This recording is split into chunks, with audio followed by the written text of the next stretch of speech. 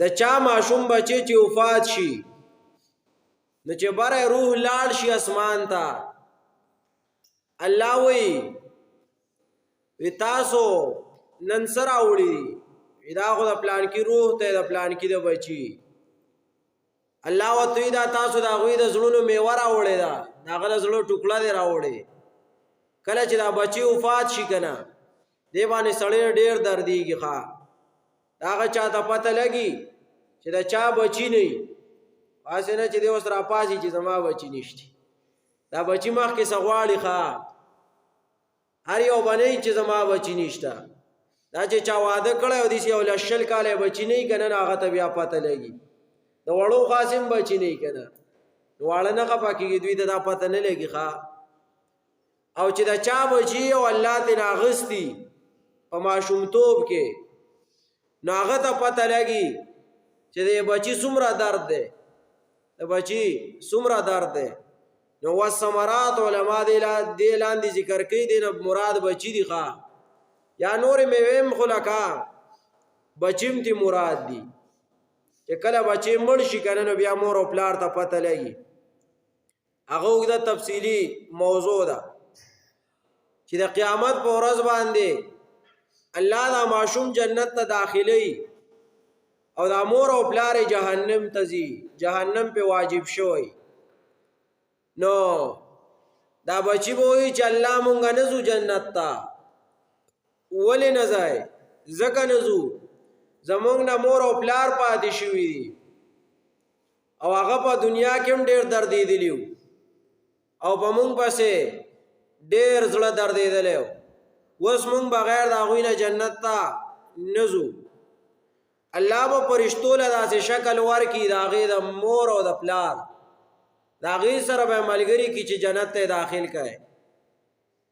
هغې چې کله د هغې ملایکو سره میلاو شي دغه بچي او جنت ته داخلي، نو دغه بچي به ورته ووایي چې نه مونږ د دوی سره نه داخلېږو، دا زمونږ مور او پلار نه دي.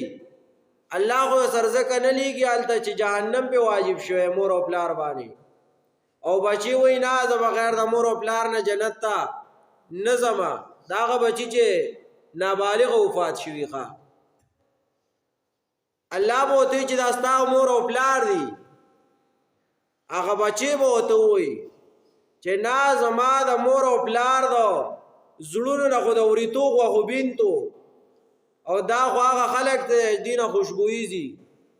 زما مور او پلار خو په ما پسې دوره دردېدلي چې د هغوی د زړونو نه د وریتو غوښوبین تو او دا خو داسې خلک ته چې دوی نه خوشبویي هېږي. نو هغه خلک ترې نه خفه کېږي چې د چا بچي وفات شي، په هغې باندې دې صبر کوي. ښه هغې باندې صبر پکار دی. کېدی شي چې الله جنت ته راتلو ذریعه ستا دا بچی جوړ کړي او دې تا جنت ته داخل کړي، نو په دې باندې صبر پکار دی. یو خو صبر داسې دی که نه چې الله دې له بچی مړ کو، روح یې دې نه واغستو او ته بیا ځان دې وچو تلو له راچی او بیا خو یې چې مړه زمونږ پې صبر دی. نه هغه د سپیا کار به نه کوي که نه، چېرته زنانه نه سپي ډوډۍ ووړه نو منډې منډې پسې ووالې دې وړو وړو خو لکه سپی لاندې نه کو شکور یې دې وړی، بیا وایي چې زه دا دې د الله په نامه شي. دا بیا د الله په نامه کېږي نه، هغه خو چې تا څه کول هغه دې کړي وو. صبر دې ته وایي چې الله دې نه واغستو او تا په دې باندې صبر وکړو، دا ځان دې پې ونه ټکو. که مور ده او که پلار دی، که مور ده او که پلار دی چې دا مخ پسه پیړو الله مونږ دې پېژندلي او بل څوک دې نه دي لیدلي او پلانکو دي ته نرشه او دا دي او هغه دي، نو دا صبر نه دی. ښه صبردار چې الله د نه واغستو او ته وایې چې الله راکړی او الله څه کو الله واغست. دا خو امانت و که نه؟ نو امانت چې الله واغست په دې اوس خفه کېږم تا له یې درکړی او تا نه یې واغست. په امانت څوک خفه کېږي نه. ښه او دا امانتونه یې راکړي دي خو دې کې خیانت چاته ونه کوي. بچي له غلط تربیت ونه کړي. بچی له غلط تربیت کول د دین نه هټ کر بوتلو دا د الله په امانت کې خیانت دی. ښه نو بچی تربیت سم پکار دی.